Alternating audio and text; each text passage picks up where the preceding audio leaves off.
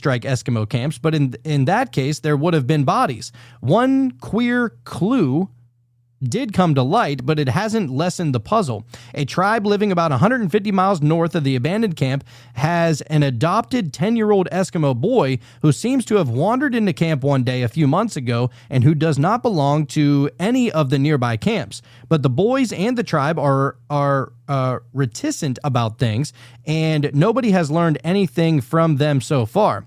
Another time, an Eskimo named Salmek was brought down to a hospital on the Hudson Bay Railway for treatment for frozen legs.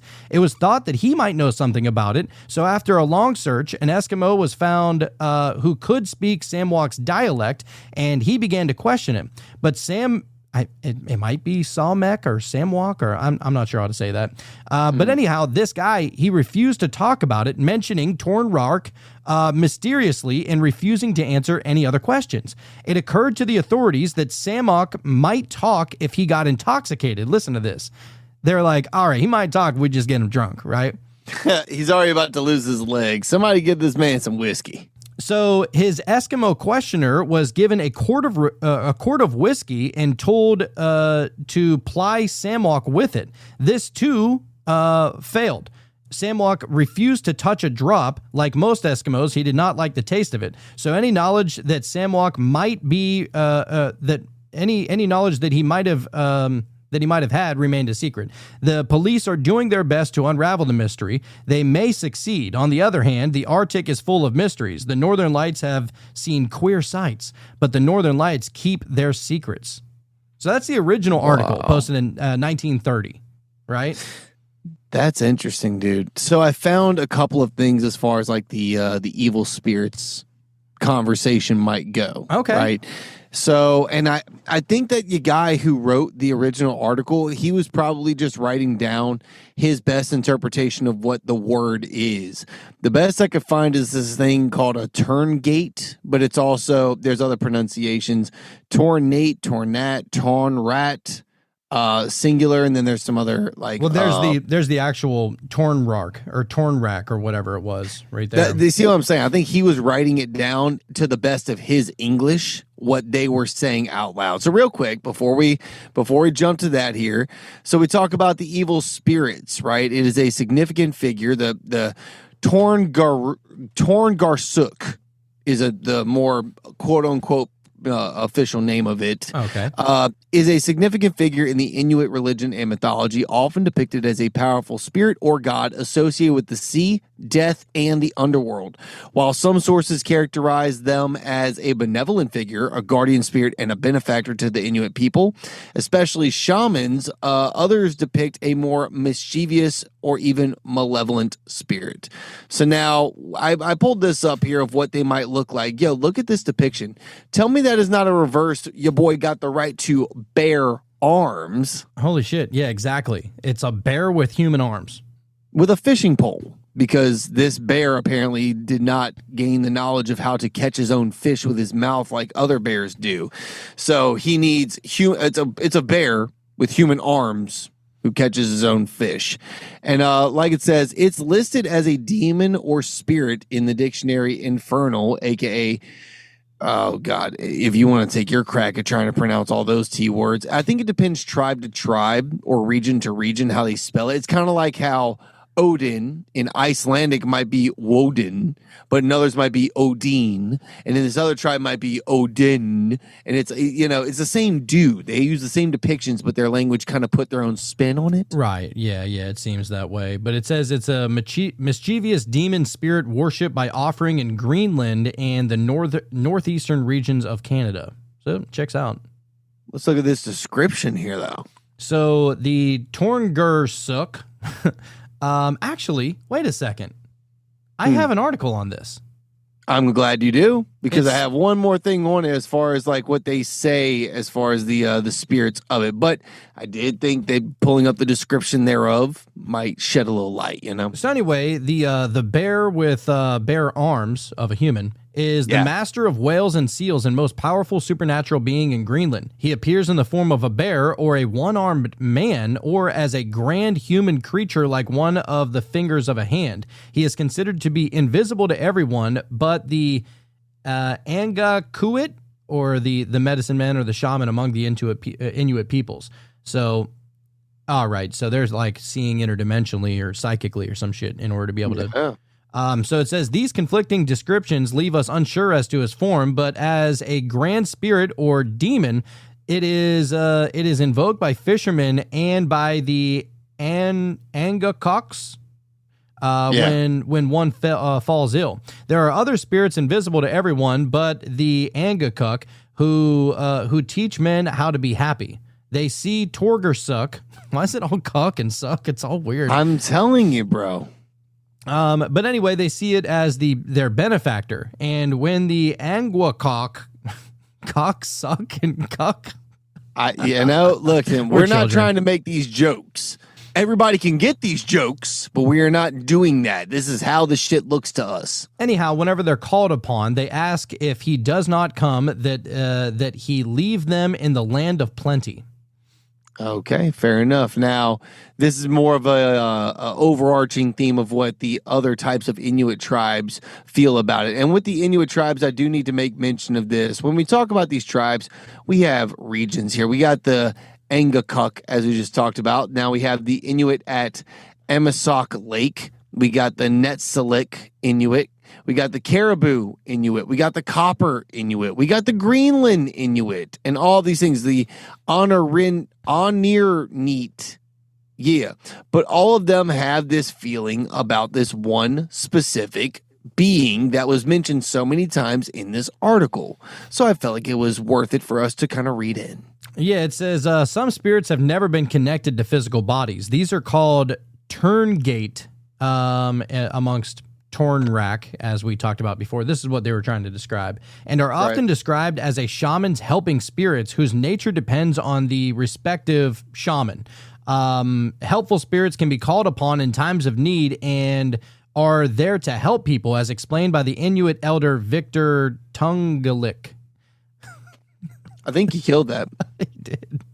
Some of the Tornrak are evil, monstrous, and responsible for bad hunts and broken tools. They can possess humans, as recounted in the story of an Atangerot, or something like that. Anyway, a shaman with good intentions can use them to heal sickness and find animals to hunt and feed the community. They can fight or exorcise the bad ones, or they can be held at bay by rituals. However, and whatever shaman.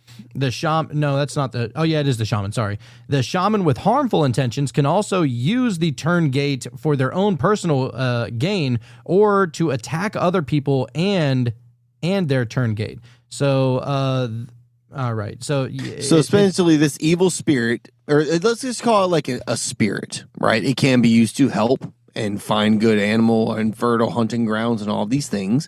But also, if you got a shaman that's a bit of a dick, he can use this spirit to hurt people and even hurt the other people's spirit itself. It says that it used to simply mean a killing spirit, but with Christianization, taken on the meaning of a demon in the Christian belief system now. So now that's basically. To be fair, if you had a spirit that was called a killing spirit, yeah, that kind of, to a early Christian, would also kind of resonate as something of a demonic nature. I understand where they're coming from. I'm not saying I agree, but I understand at least why they would put 1 + 1 = 2 here. So, yeah. But, yeah, so the article that we just read is essentially saying that the locals, the Inuit tribesmen that he spoke to, claimed that this tribe was, or this village, or outpost, whatever you want to call it, of 50 people, was taken over by an evil spirit. And there was a grave that was dug up. I feel like that's important, but let's continue into the story. So they do have Inuit oral tradition that is filled with beings who take people away without a trace. The Taria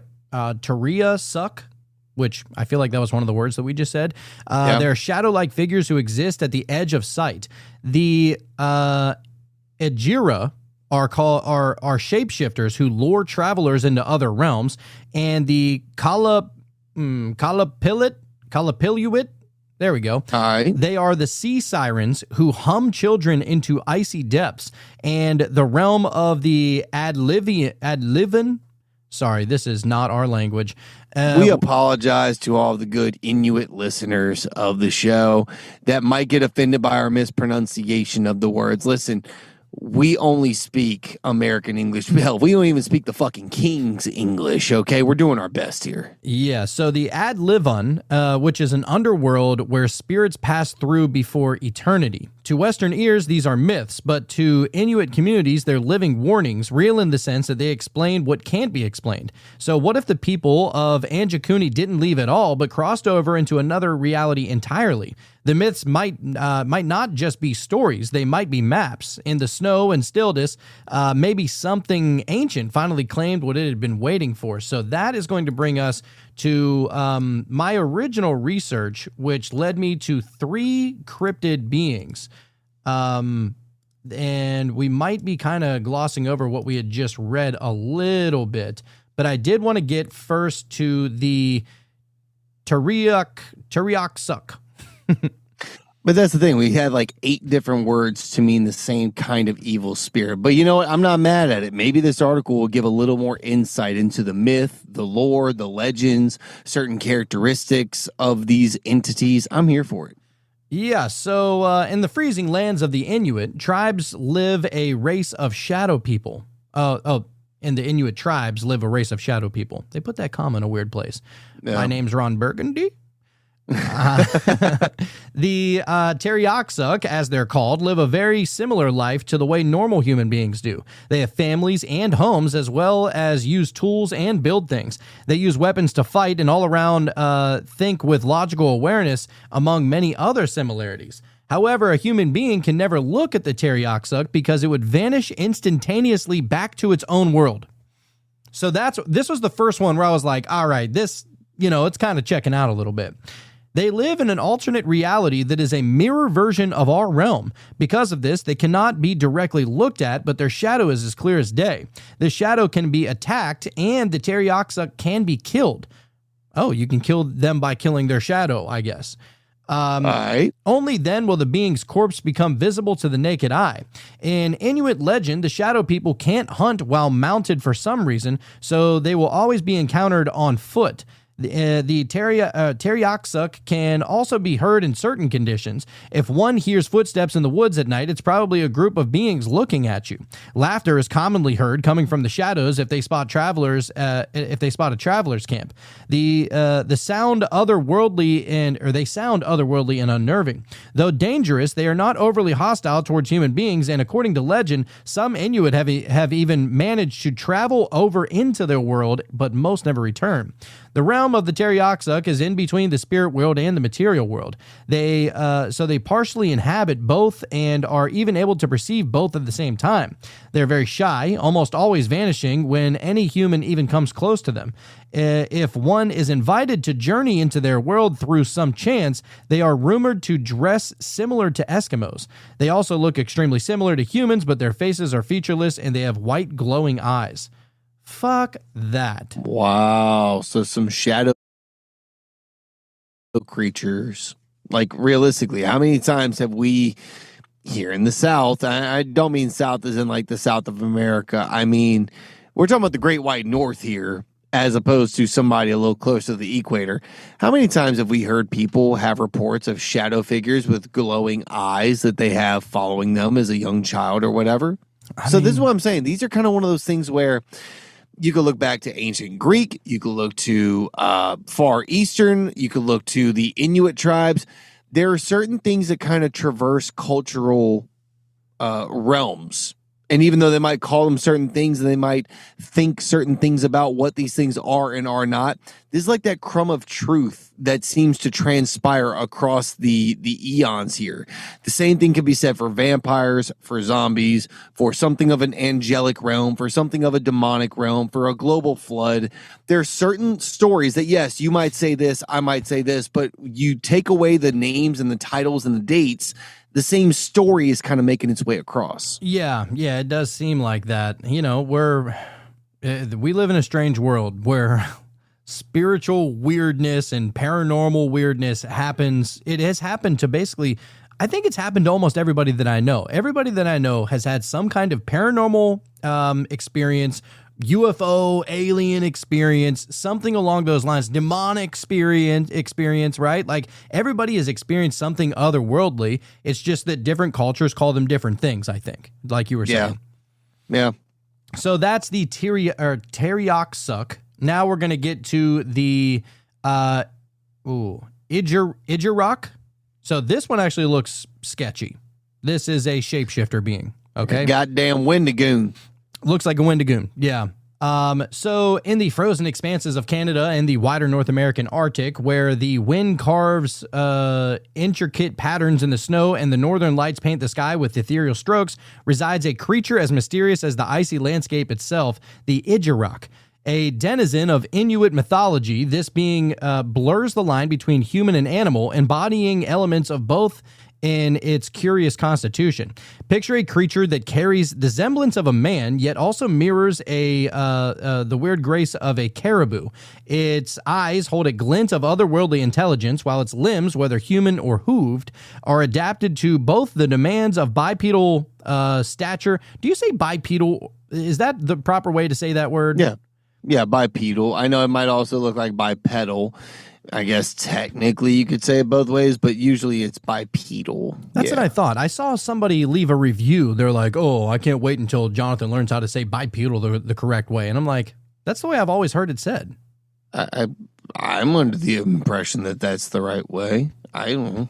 Anyhow, bipedal stature and the nomadic existence of a caribou. You could just say that it's a shapeshifter of the highest caliber, a master of disguise so adept that catching sight of it in its true form is damn near impossible. This is the Ijirak, a being that doesn't merely transform its physical appearance, it switches between essences, embodying the freedom of the caribou one moment and the complexity of a human the next.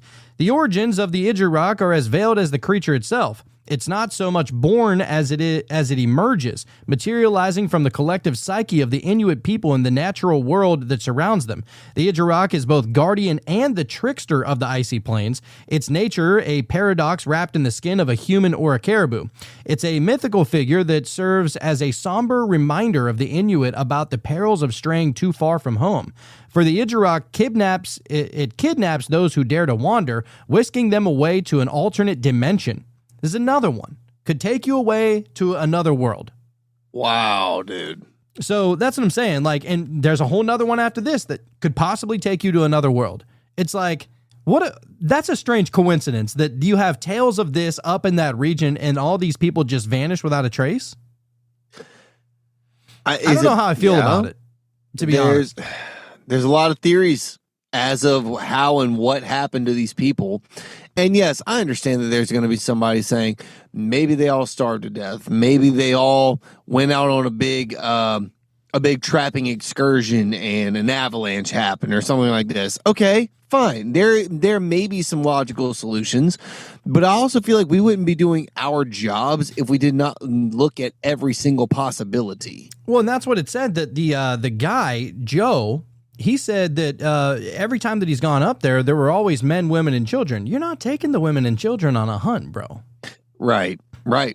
You know, and so it would lead you to believe that whatever happened to them where they were, in their houses or right outside of their little houses or something like that. But there's no trace or anything. And even a fucking grave was dug up next to it. Now, that might be the grave being dug up very well may have no connection whatsoever. Right. It's possible that might be the only coincidental thing in this conversation. However, again, we would be remiss if we did not mention that and what that could possibly lead to in this regard. We've talked about skinwalkers. We've talked about how you have to use the bones of a murdered person in order to perform the medicine to become a skinwalker. Now, the Inuit do not have a skinwalker-esque being within their religion or in their beliefs, but they do have a few other ones that might be close enough perhaps to make that magic or medicine or whatever you want to call it, that fetish happen. You might need the bones of a recently deceased person. Who knows? We're just saying we're looking at it completely third eye all the way open here. And look, even if you might say, well, maybe the dogs got hungry and it just ate all the people. Yeah, okay. I mean, first of all, all, if that was the case, then there wouldn't only be 2 dogs alive. Well, there's that, because what he say that there were 7 dead and then there was 2 like still strangling, barely surviving. But even with that, it's like, are dogs going to eat a fucking jawbone with teeth in it and stuff? I don't think so. I mean, maybe, but there would be remnants. There would be blood. There would be torn clothing. There would be something else like that. And also, here's the deal, dude. I don't know how many first responders you personally know, right? How many cops or EMTs or initial response people that you might know within your circle. I've talked to quite a few of them. I have a lot of buddies that are. If you have like the crazy cat lady, when she dies in her home, and of course her family's not checking on her because she's the crazy cat lady, so it'll be weeks where nobody hears anything. You go over to the house, she's been dead for a week, and the cats have eaten her face off. Yeah. Here's the deal. Cats are carnivores. They need meat. Dogs are more of the omnivore side. It's not impossible, but it is very rare that a dog will eat its dead master for sustenance. A cat will do that almost instantly. And also, like, you kind of mentioned it. It's like, what about their clothes? You know, their clothes would be torn. The dogs ain't eating the clothes. No. Or the shoes, or I don't know how they dress, but I'm sure they wear some kind of boot at least. But that's what I'm saying. There will be signs of, if not even signs of a struggle, there would be signs of like, oh, I found these bodies and they were half gnawed off or something like that. There'd be signs of something else going on here. The fact that there was no signs, the food being left on the plate, okay, that's a rare one, and that needs to be noted. That doesn't inherently mean that they all vanished in the blink of an eye. The fact that their guns were not being used and they were still put up and everything. Okay, so this was whatever it wasn't an attack. It wasn't a struggle of some type. Could it have been, let's say that all of their traps, because this was a trapping tribe, right? All of their traps hit at the same time, and it was so much at the exact same time that they needed the women to even help them get all of this meat up. And we got to process this game, and we got to do whatever. And while they're out and about, through sheer fuck you energy, an avalanche came and wiped out the whole tribe. Okay, I could see a possibility of this, but that's my point. There would be other signs. You wouldn't go out to clean, like, I don't want to say clean your traps. You wouldn't go out to collect your game without your weapons. You wouldn't go out and leave food on the stove, so to speak. Like, there's some clear signs that something else happened here. That's the thing, too. Like, you never know what you're going to, like, come up on when you go out there, and I don't know how far away the traps were, but let's just say even if they were only a half a mile away, you're going to be walking around in the frozen tundra whenever, what if you spot something while you're out there? Maybe you're like, hey, we can rely on the traps, but that's not the only thing we rely on. You know? I mean, you're not going to, are you catching fucking caribou in traps? I don't think, right? Not necessarily. It'd be more like small game or fish. But even still, dude, if you're that far north, there are predators out there that just because you and your tribe are out there collecting your game, that doesn't mean that you are now safe. Like, something else might have smelled the blood or heard the screams of a dying rabbit and is now coming out there to investigate, and now they see more people. That's what I'm saying. It doesn't line up to say that this was a random natural accident. It doesn't line up to say that this was a random COVID-esque style, so scary plague that hit the entire village, because there's no bodies. There's no signs of struggle.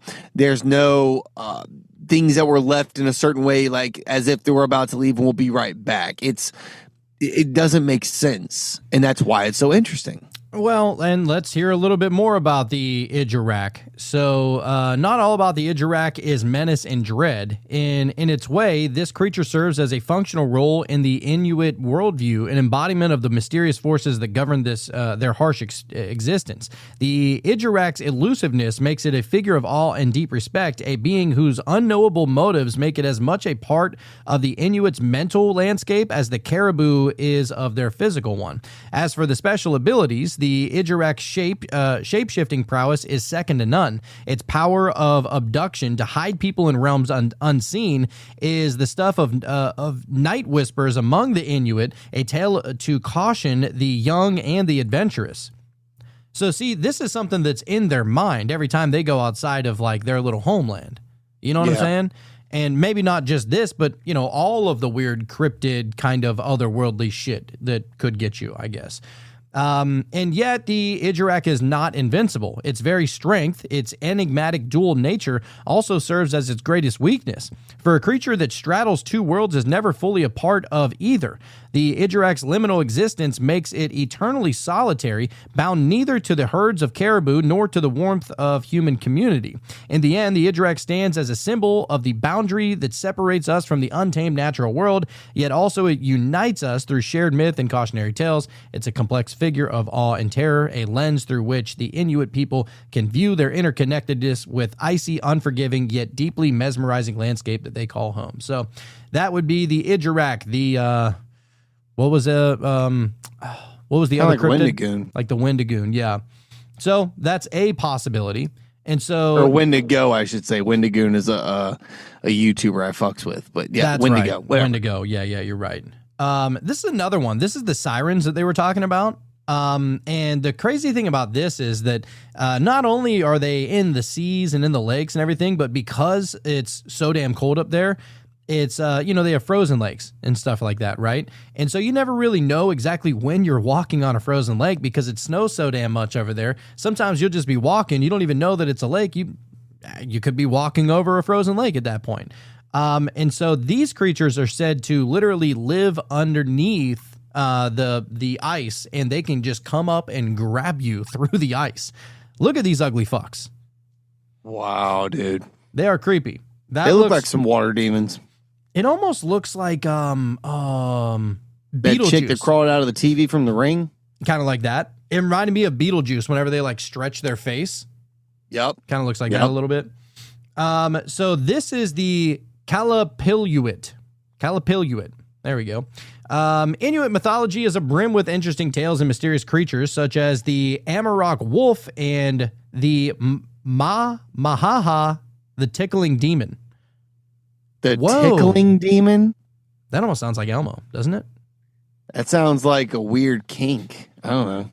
One noteworthy mystical creature in Inuit folklore is the Calipiluit, which is often likened to the boogeyman. But what exactly is it? So here we go. The Calipiluit, sometimes known as the Kalapalik, I think, is a terrifying Inuit demoness that dwells in the Arctic waters and is believed to steal children. In Inuit mythology, they are believed to be incredibly ugly and smell strongly of sulfur.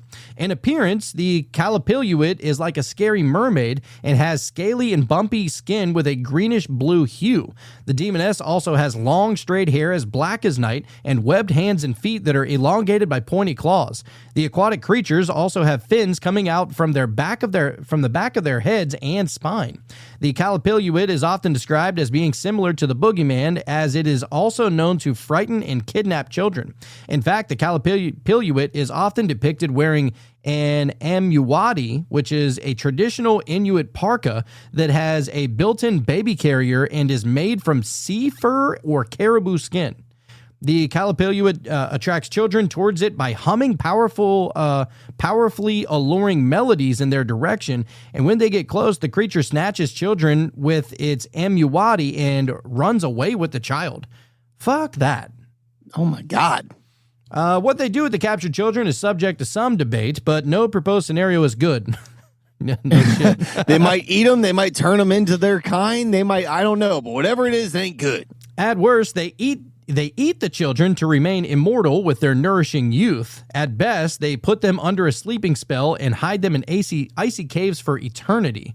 So where is it from? The Calipiluit is a mythical creature prevalent in Inuit folklore and is believed to live in the frigid waters of the Arctic region. More specifically, they live beneath the waters with thin ice and will use the shallowness to its advantage. It does this by knocking on the ice at the shallowest parts, luring children above ground to the noise, and then capturing them when they cause the ice to break. This is one way the Inuit parents would warn children away from thin ice. There was always a chance that the Calipiluit would be waiting for it to break. Dude. Wow. That is sketchy. So fuck that. Fuck all of that conversation. Fuck the cold. Fuck the ice. Fuck the demons in the ice.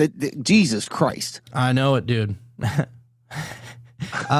This sounds like my actual version of hell, just so everyone knows. I'm the guy that gets like pissy if it's below 60 degrees outside. This over here, there's just like a permafrost